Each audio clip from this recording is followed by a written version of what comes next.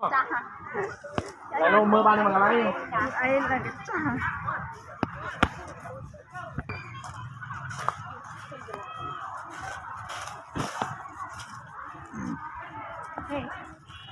chơi hay Nam Hiền không phải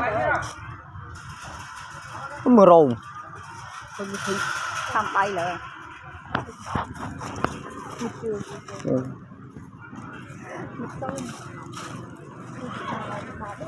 Ủa tụi nó đi này cái nha.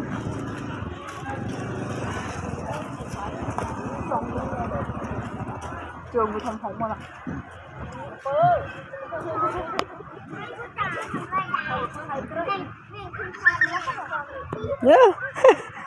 ăn bên ai không lúc nhà mình nào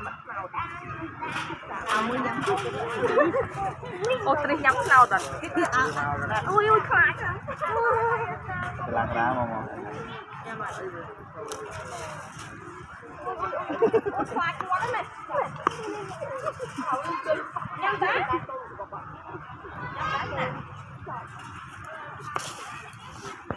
Ai không ơi? Chụp rồi đi. Hương sao? mình ấy Tôi mua một ở cái này. Cho cái thêm một đạo nữa chẳng này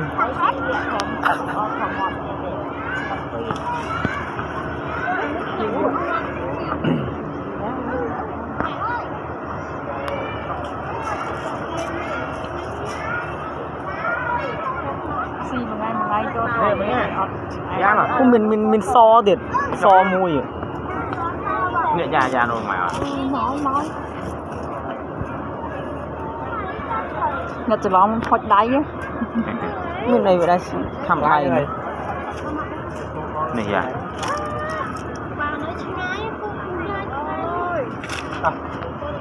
tiếp đây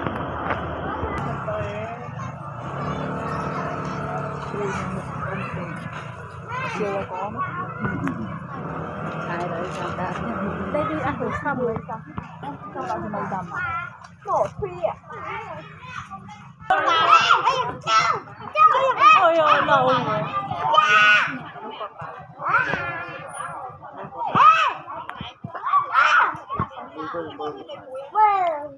tôi một con thèo đấy tôi một con